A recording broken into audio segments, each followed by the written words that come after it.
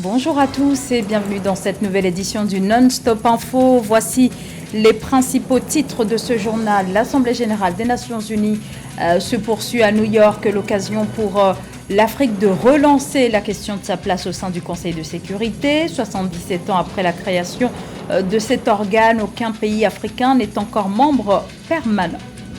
Présidentielle libérienne, la campagne se poursuit pour les 20 candidats en lice à l'instar du président sortant George Weah, candidat à sa réélection qui aura face à lui, entre autres, l'opposant Joseph Boakai, ancien vice-président d'Ellen Johnson Sirleaf. Puis focus à suivre dans ce journal sur l'industrie agroalimentaire en Afrique. Les startups qui travaillent dans ce secteur reçoivent de moins en moins de financement. On ouvre ce journal par le Soudan du Sud où des députés appartenant au parti au pouvoir ont ce lundi quitté le Parlement accusant le chef de l'État Salva Kiir de violer l'accord de paix de 2018 qui prévoit le principe d'un partage du pouvoir entre les rivaux de l'actuel président de la République et ceux de son vice-président Riek Machar au sein du gouvernement d'union nationale. Cette accusation est intervenue suite à l'adoption d'une loi électorale controversée autour notamment du nouveau mode de désignation des parlementaires, un système jugé très compliqué à presque un an des élections générales. La 78e session de l'Assemblée générale des Nations unies s'est ouverte ce mardi au siège de l'ONU à New York. Plus de 140 chefs d'État et de gouvernement, parmi lesquels des dirigeants africains, sont sur place. L'offensive russe en Ukraine, le dérèglement climatique, mais aussi la volonté exprimée par certains États de réformer le Conseil de sécurité sont au cœur des discussions à l'heure où la composition actuelle du Conseil de sécurité de l'ONU fait plus que jamais l'objet de vives critiques de la part de l'Afrique notamment, qui appelle à élargir cet organe afin de permettre au continent d'avoir un siège en tant que membre permanent. Mildred Diamou. Reconstruire la confiance et raviver la solidarité mondiale, accélérer l'action sur l'agenda 2030 et ses objectifs de développement durable en faveur de la paix, la prospérité, du progrès et de la durabilité pour tous. C'est sous ce thème que s'ouvre ce 19 septembre 2023 à New York, aux États-Unis, la 78e Assemblée générale des Nations unies. L'Afrique sera vivement représentée à ce sommet de haut niveau par une cinquantaine de chefs d'État et de gouvernement qui vont, entre autres, négocier une place de choix pour le continent comme membre permanent du Conseil de sécurité. L'Afrique doit pouvoir batailler dur pour tirer profit de ce débat général. Parce qu'il n'est pas normal que 54 pays réunis avec une organisation comme l'Union africaine ne peut pas avoir un siège permanent au sein du Conseil de sécurité de l'ONU. Gouvernance mondiale, crise climatique, changement anticonstitutionnel de gouvernement, droits de l'homme, conflits, éradication de la pauvreté, financement du développement, sécurité alimentaire, amélioration des systèmes de santé, impact de la crise russo-ukrainienne, consolidation des partenariats, sanctions occidentales sont entre autres quelques défis mondiaux pressants qui seront abordés lors de ces assises. Les attentes de l'Afrique sont nombreuses. Parmi elles, une réforme du système financier mondial, une plus grande représentativité de l'Afrique aux instances de l'ONU et l'égalité face à la riposte au dérèglement climatique. L'enjeu majeur pour l'Afrique est de prendre les dispositions pour pouvoir parler d'une même voix, pour défendre la cause de l'Afrique d'une seule et unique voix. Avec 55 États et plus d'1,4 milliard d'habitants, l'Afrique représente 25% des membres de l'ONU. Des observateurs estiment que l'adhésion de l'Union africaine au G20 comme membre permanent représente une étape importante vers une plus grande représentativité de l'Afrique aux instances des Nations unies. Précisons qu'en marge de la 78e Assemblée générale de l'ONU, le secrétaire général Antonio Guterres a rencontré au siège des Nations unies le président sud-africain Cyril Ramaphosa et des dirigeants de l'Union africaine. La campagne électorale se poursuit au Libéria, campagne en vue de la présidentielle du 10 octobre qui sera couplée à des élections législatives. Le président sortant, George Weah, candidat à sa propre succession, fait face à 19 concurrents, parmi lesquels l'ancien vice-président d'Ellen Johnson Sirleaf, Joseph Boakai, qui est également l'un des principaux leaders de l'opposition libérienne, Nathalie Moore. En course pour la présidentielle au Libéria, le leader de l'opposition, président du Parti de l'Unité, Joseph Boakai, a présenté son programme politique le 17 septembre 2023 à Monrovia. Cette ville, capitale du pays, a abrité le lancement de la campagne électorale du principal rival du président George Weah. Le chef de l'opposition libérienne souhaite former une société plus inclusive. Il rejette la marginalisation politique des citoyens dans le processus de prise de décision, les inégalités économiques, l'injustice sociale, la corruption, l'insécurité, la dégradation de l'environnement et le chômage des jeunes notamment. Nous sommes ici pour veiller à ce que nos jeunes soient préparés pour un avenir. Nous sommes là pour nos femmes et même les plus défavorisées. Nous voulons dire ici qu'aucun sacrifice n'est perdu dans un pays doté d'un bon leadership. Le candidat du Parti de l'Unité promet de sauver une population confrontée à une crise inflationniste estimée à plus de 12%, qui rend difficile l'accès aux produits de consommation de base. Pour lui, le secret pour un mieux vivre au Libéria réside dans une redistribution équitable des richesses du pays. Ce n'est pas de cette société que nous voulons. Nous sommes ici pour vous faire savoir que le Libéria doit bouger. Nous avons suffisamment de ressources pour cela.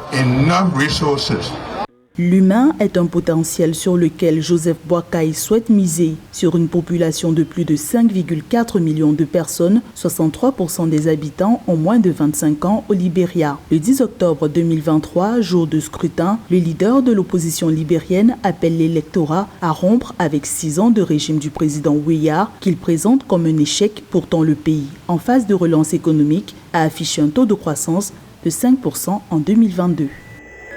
Dans l'actualité au Tchad, la fin des inscriptions sur les listes électorales. 16 provinces étaient concernées par la dernière phase qui a pris fin le 16 septembre. Pour rappel, il s'agissait d'un enrôlement biométrique des électeurs, une opération décriée par l'opposition pointant une révision du fichier électoral en 2 temps. D'abord dans les 7 provinces les plus peuplées du sud du pays, puis dans un deuxième temps dans les 16 autres provinces situées au nord. Des partis d'opposition dénoncent une atteinte grave au corps électoral. Cette révision des listes électorales intervient à quelques mois du référendum constitutionnel prévu le 17 décembre 2023. La pêche au large pratiquée surtout sur des chalutiers. Alors, en Afrique de l'Ouest, plus de 500 navires opèrent sur les côtes et chaque année, 500 000 tonnes de poissons sont destinées aux marchés étrangers. Le flux est donc extrêmement important, entraînant des zones de pêche largement surexploitées, ce qui provoque des gros bouleversements sur le plan écologique, mais pas que. Philomène Tine. 500 navires, c'est le nombre de flottes de pêche opérant en haute mer dans les zones économiques exclusives de la région ouest africaine et de la Mauritanie en vertu d'accords bilatéraux de pêche. Cependant, ces flottes de pêche en eau lointaine ne sont pas sans controverse. Elles exercent une pression dans le golfe de Guinée, créant de nombreux impacts environnementaux, économiques et sociaux. La plupart des bateaux internationaux ont convergé dans nos eaux. Je pense que les plus importants également sont les bateaux chinois. Et donc, cette pêche en eau lointaine est beaucoup controversée parce que cette pêche-là échappe au contrôle de nos États. Non seulement la plupart des poissons pêchés dans ces eaux ne sont pas déclarés, mais il existe également des commerces illicites qui échappent complètement au contrôle des pays. Les flottes de pêche industrielle opèrent une surpêche dans la côte maritime ouest africaine et en Mauritanie, mettant en danger l'équilibre écologique et l'écosystème marin. Alors les États de cette région maritime sont appelés à coopérer afin de parvenir à la sécurisation de cet espace hauturier qui requiert une mutualisation des moyens logistiques et opérationnels. Les États maritimes de cette région doivent pouvoir coopérer parce que pris individuellement, il est difficile pour nos États d'assurer le respect des règles internationales et de pouvoir affirmer fermement leur souveraineté de façon à garantir l'intégrité et la gestion efficiente des eaux lointaines et de leurs ressources parce que nos États manquent criardement de moyens. Il est essentiel de trouver un équilibre entre les enjeux économiques, environnementaux et sociaux liés à l'exploitation des ressources halieutiques en eau lointaine dans le golfe de Guinée et en Mauritanie. Cela nécessite une coopération internationale entre les pays côtiers, les compagnies de pêche et les autres acteurs afin de promouvoir la durabilité et la protection des écosystèmes marins tout en assurant une gestion équitable des ressources. État des lieux à présent du secteur agroalimentaire en Afrique. Cette industrie permet d'augmenter l'autosuffisance alimentaire et de stimuler l'économie, mais aussi de créer des emplois. Mais pour son développement, la filière a encore des obstacles à franchir, au premier rang desquels le manque de financement auquel font face de nombreuses start-up. Philomène Tine. Les levées de fonds des startups opérant dans le domaine de l'agriculture alimentaire en Afrique, AgriFood Tech, n'ont pas été conséquentes au premier semestre 2023.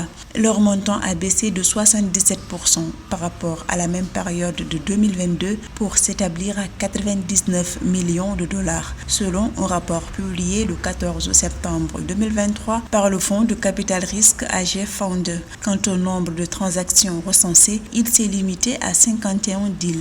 Le secteur agricole africain est à la merci de la pluviométrie et des aléas climatiques. Et ceci justifie de plus belle manière la baisse des investissements, notamment des start-up dans le secteur. Rappelons que dans le cadre de la mise en place de la zone de libre-échange continentale africaine, il va de soi que les autorités africaines doivent faire beaucoup plus d'efforts pour drainer plus d'investissements dans le secteur agricole. Cependant, malgré cette baisse, le Nigeria et le Kenya ont maintenu leur leadership avec respectivement 45 millions et 41 millions de dollars levés au premier semestre 2023. Avec l'Égypte et l'Afrique du Sud, ces quatre pays ont capté 95% des financements injectés dans les agri-food tech africaines au cours de la dernière décennie.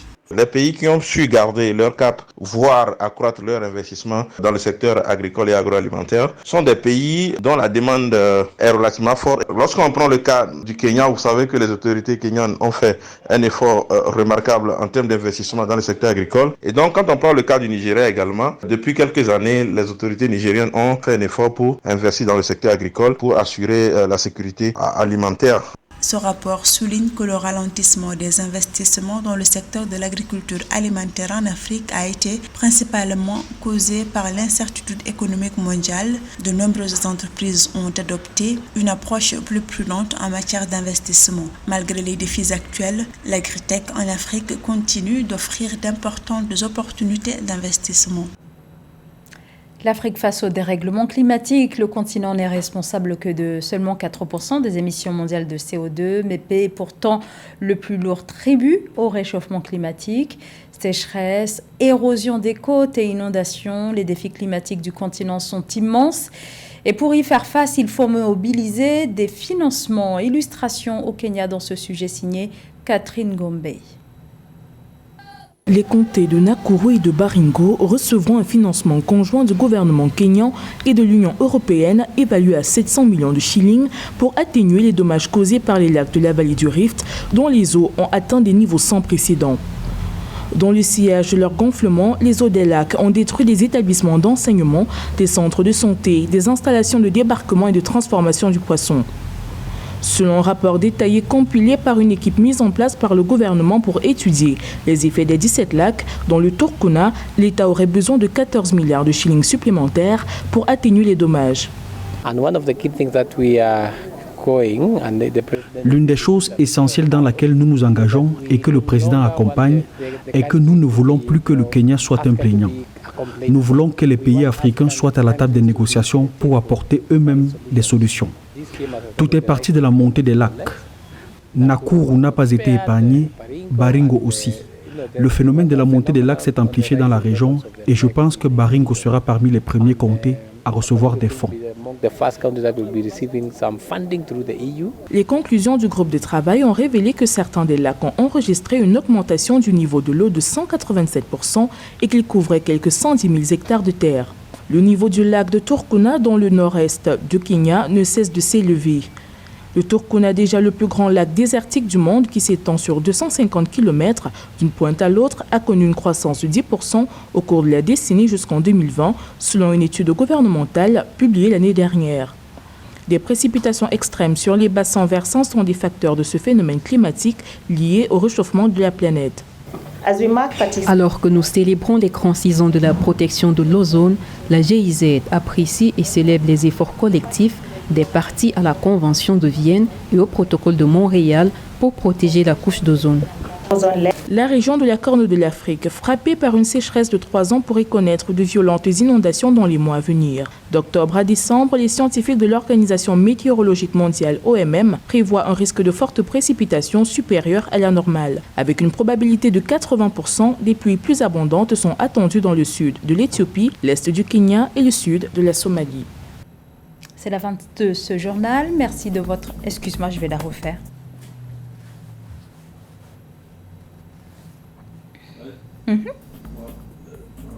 Et c'est la fin de ce journal. Merci de votre fidélité. L'information continue sur Africa 24.